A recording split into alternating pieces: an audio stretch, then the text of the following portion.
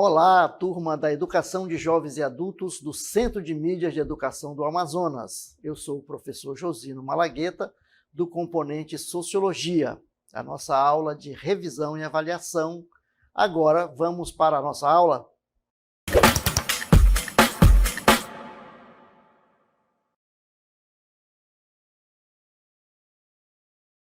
Vamos então para a nossa aula de revisão e avaliação.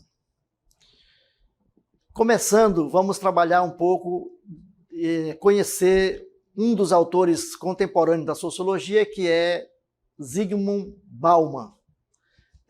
Zygmunt Bauman, ele é de ascendência judia, nasceu em Budzna, na Polônia, em 19 de novembro de 1925.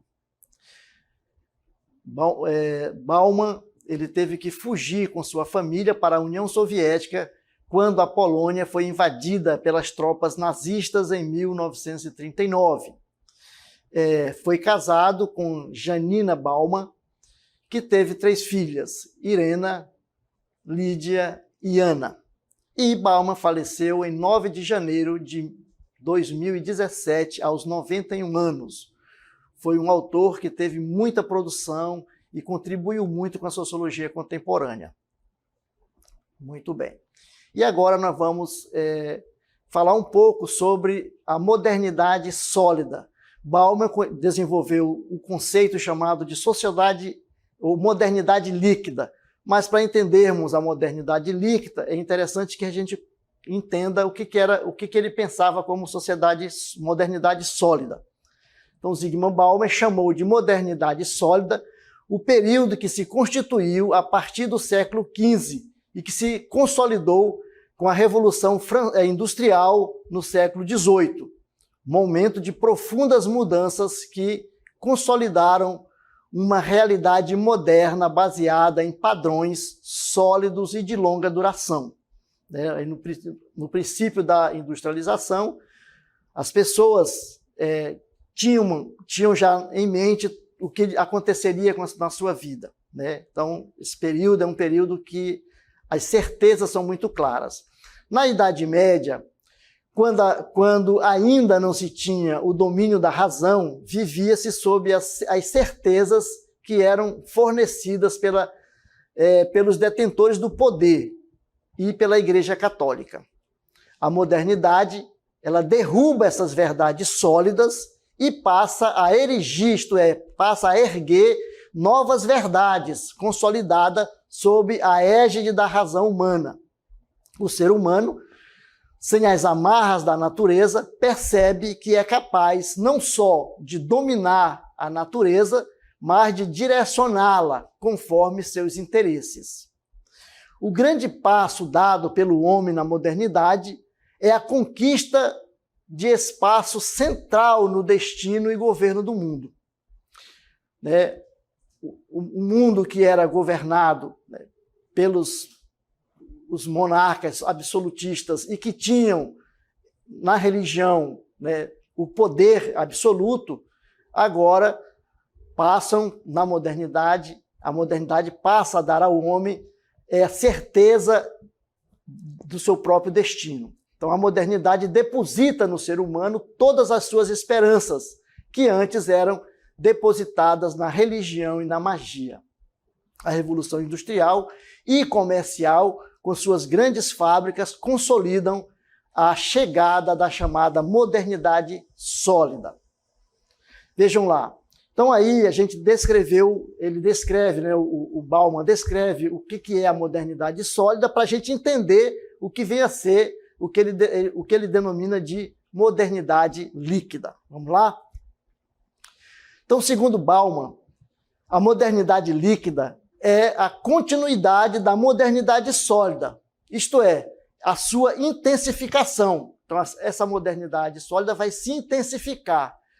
Segundo ele, é uma época em que acontece o derretimento dos sólidos, isto é, das certezas, mas não se tem a intenção da construção de novos sólidos. Você destrói os sólidos, destrói as certezas, mas não se tem pretensão de se criar novos sólidos, certo? Na verdade, não há intenção de construção de nada. O processo de derretimento dos sólidos se faz por fazer, automaticamente, antes mesmo que se possa perceber, né? Então, todas as certezas, os sólidos construídos na chamada modernidade, ou até mesmo antes dela, adquirem forma líquida, caracterizada pela fluidez, flexibilidade, podendo mudar de forma a qualquer momento. Vamos lá? Então, a quebra da rotina e da tradição não é no sentido de criar novos padrões, mas para evitar o congelamento dos padrões em tradição. Então, na modernidade líquida, né, não se quer construir novos padrões, né, construir novos padrões que sejam sólidos.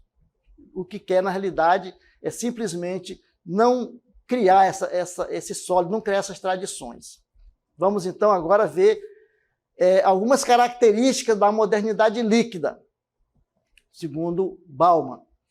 Definição do indivíduo a partir dos produtos e informações que ele consome, né? Uma característica. Segunda, motivação de pessoas, movimentação de pessoas e ideais, ou de ideias.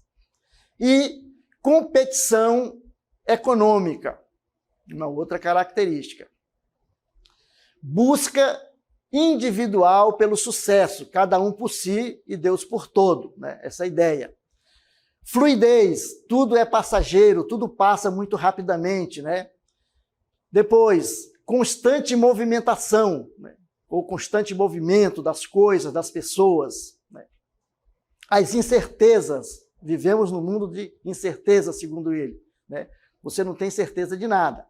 E a imprevisibilidade é um outro conceito da chamada modernidade líquida na visão de Zygmunt Bauman, certo? Muito bem. E aí nós vamos ver as relações humanas na modernidade, como é que elas se dão, certo? Vamos lá? Então, na modernidade líquida, né, as relações, elas acontecem, né, ou se dão de forma em acontecimentos que são não duráveis, isto é, são rápidos e não conservam sua forma por muito tempo. Então, as relações elas são passageiras, né? As relações em todos os campos, né, da modernidade, que ele chama de modernidade líquida. Essa modernidade líquida, segundo ele, é o que nós vivemos hoje, né? Então, tudo é muito rápido, né? As relações de casamento, de relações de amizade, etc. E aí nós vamos ver a modernidade líquida e a era do consumismo. Segundo ele, vivemos numa era do consumismo. Então, na modernidade líquida, os produtos e as experiências de consumo se transformam em símbolos de identidade. Porém, são identidades efêmeras, isto é, passageiras e facilmente descartáveis. Segundo Bauman, as pessoas buscam consumir mais e mais para se livrar das angústias e das incertezas. Na sociedade contemporânea, somos bombardeados diariamente por propagandas que nos induzem ao consumo. E você tem a ideia de que você é aquilo que você consome. Comprar e consumir é condição para se constituir enquanto indivíduo livre e, acima de tudo, dar ao indivíduo a liberdade de ser diferente e ter identidade. Nessa sociedade, quem não possui a capacidade de comprar carece de dignidade. Então, essas são ideias trazidas aí por Bauman. E as consequências da modernidade líquida? Maior separação do poder e da política, né? Então existe uma separação. Falta de credibilidade no sistema democrático e a retórica populista e autoritária ganha espaço, né? Segundo ele, essas ideias de autoritarismo ganham espaço no mundo, né? E não se acredita na democracia. As pessoas passam a não acreditar. Um aumento de consumo e do endividamento, segundo ele, vivemos a crédito, né? A gente vive a crédito. Há também um aumento das desigualdades sociais e a cada dia os empregos são mais instáveis. Diz ele que desaparece, né, o conceito de proletariado e surge um novo conceito para o trabalhador, que é o de precariado, né? Isto é, um trabalho precarizado. Vive-se numa insegurança constante. Segundo ele, o medo é o demônio mais sinistro do nosso tempo. Essas são as ideias aí da modernidade líquida, certo? Vamos lá, então? E agora vamos falar um pouco de Bourdieu e a questão dos movimentos sociais, né? Bourdieu não, Alain Touraine e a sociedade industrial, né? Que ele chama de modernidade. Esqueça o que eu falei aqui, que nós estamos falando de Alain Touraine, tá bom? Touraine é um grande crítico da modernidade, isto é, da sociedade industrial. Num primeiro momento da sua vida, ele foca seus estudos sociológicos nos conflitos travados entre o capital e trabalho. Então, a luta dos movimentos, os movimentos sociais, que ele vai trabalhar, os movimentos sociais se dão, né, as relações se dão aí a partir da luta entre o capital e trabalho, certo? Muito bem. A centralidade dos movimentos sociais era, portanto, a causa operária, isto é, a dinâmica da economia na luta de classes. A sociedade industrial forjou um sujeito com consciência do seu lugar social, isto é, com consciência de classe. Então, sabia por que estava ali lutando e se organizando. Vamos lá?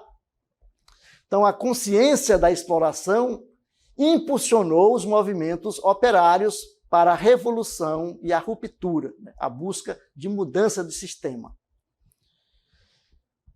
Alain Touraine é responsável pela criação da expressão sociedade pós-industrial. Segundo ele, vivemos no momento pós-industrial. E que momento é esse? Então, na sociedade pós-industrial, emergiram outras reivindicações sociais, pautadas em questões culturais, como é o caso dos movimentos feministas, de identidade sexual, movimento estudantil, ecológico, entre outros. Aí ele vai para um segundo momento da sua vida. Né? Nesse segundo momento, Touraine foca seus estudos sociológicos no que ele chamou de novos movimentos sociais. Então, a partir, né, dessas relações que estão se dando, não mais com centralidade no capital e no trabalho, mas na cultura, na identidade e na cultura, certo? Touraine e a sociologia do sujeito. Nesse terceiro momento de seus estudos, Touraine se preocupou em estudar uma nova problemática em gestação, que é a questão do sujeito, né, pessoal, em oposição ao sujeito histórico, caracterizado pelo movimento operário. O sujeito se constitui enquanto ser em contestação, portanto, o sujeito é um ser que se constrói na ação. Essa é a ideia que ele traz da chamada sociologia do sujeito. O sujeito é um indivíduo que se rebela contra as condições sociais que lhe são impostas. Na sociologia de Alain Touraine, embora a sociedade industrial não tenha desaparecido, o que temos hoje é uma sociedade pós-industrial, o que configura tipos diferentes ou destinos diferentes, né? Distintos de movimentos e de luta sociais. Na sociedade pós-industrial, os movimentos sociais procuram uma finalidade mais social e cultural, identitária. O autor chama de novos movimentos sociais aqueles cuja centralidade não é mais a economia, mas a busca pela afirmação do sujeito como ser de direito. Nesse campo, Temos os movimentos feministas, né, de identidade sexual, os movimentos estudantis, os movimentos negros, os movimentos indígenas, os movimentos ecológicos pelo meio ambiente, né, entre outros movimentos. Por isso ele diz que os movimentos, a centralidade do movimento não é mais aqui, nesse momento, não é mais a questão da economia, a questão da luta de classe, mas a luta cultural, onde o sujeito vai buscar a sua identidade, ele vai lutar, né, pelo que ele busca ter na sociedade, isto é, direito de ser o que ele pretende ser, né? Então aqui não está em foco, na centralidade, a questão da economia, mas a questão cultural, né? Então você vai lutar, por exemplo, no caso do movimento feminista, né, as mulheres vão lutar para conquistar direitos que os homens já conquistaram. Então elas estão se organizando para isso. E aí, dentro desses novos movimentos sociais, ele coloca aí alguns, né, que a gente pode trabalhar. O movimento negro. O movimento negro junta, né, os negros em busca de direitos que lhes foram negados ou que lhes são negados, né? No caso, a questão do racismo, né? A questão da ascensão social. Então, todos esses direitos são buscados pelo movimento negro. Movimento estudantil, né?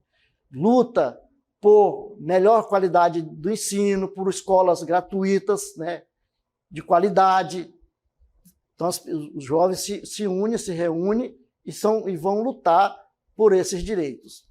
O movimento feminista, como eu já falei para vocês, né, tem essa luta por conquista de direitos, por exemplo, direito de votar e ser votado, direito de ganhar o mesmo salário que o homem, né, que tem a mesma função. Movimento LGBTQIA+, também, que luta pelos seus direitos, né? E o movimento ecológico, que luta pela qualidade ambiental que venha preservar o ambiente para todos, para quem vive hoje e para quem virá futuramente, certo? E aí nós vamos ver um pouco sobre a questão da família, né? O sentido etimológico de família. A família origina-se no vocábulo latino famulus, que significa escravo doméstico. O termo família, então, é o conjunto das propriedades, né, de alguém, escravos e parentes, né, que estão ali junto, e a família é a instituição mais antiga entre os humanos e está presente em todas as organizações culturais. A função básica da família, seja ela composta por dois iguais ou por dois diferentes, é iniciar o processo de socialização do indivíduo e lhe dar amor. A família é o lugar da confiança e da doação, o lugar onde se suspende o interesse no sentido estrito do termo, isto é, a procura da equivalência nas trocas. Fatores que contribuíram com a mudança no conceito de família. A Revolução Industrial, né, que exigiu o maior número de trabalhadores nas fábricas. O movimento feminista, que veio alterar significativamente o mundo da mulher. E o movimento da juventude, exigindo novos valores. E o advento da pílula anticoncepcional, aí em 1960. E as inseminações artificiais a partir de 1980. Vejam lá. Então, a família tem novas configurações. A família não é mais aquela família apenas, né, do casal, e só tem reconhecimento quando esse casal é formado ou na igreja ou no cartório, né, civilmente. Nós temos várias configurações de famílias hoje, né, famílias que se unem, né, e que passam a ter uma nova visão, uma nova forma de apresentar para a sociedade, não mais aquela família tradicional que nós tínhamos, né, anteriormente. Hoje você tem a família, por exemplo, formada por dois iguais, pode ser dois homens, duas mulheres, né, desde que vivam, né, em harmonia, que cuidem, né, dos seus, pode ter filhos, né, e criar os seus filhos. Pessoas, por exemplo, uma mãe, né, que mora só e cuida dos filhos também, uma família, né? Então, tem várias configurações de famílias hoje, certo? Muito bem. Então, fechando, né, a gente vai dizendo o seguinte, né? A gente fica por aqui. Aqui nós terminamos a nossa revisão. Esperamos que vocês tenham compreendido e entendido esses temas que foram trabalhados aqui.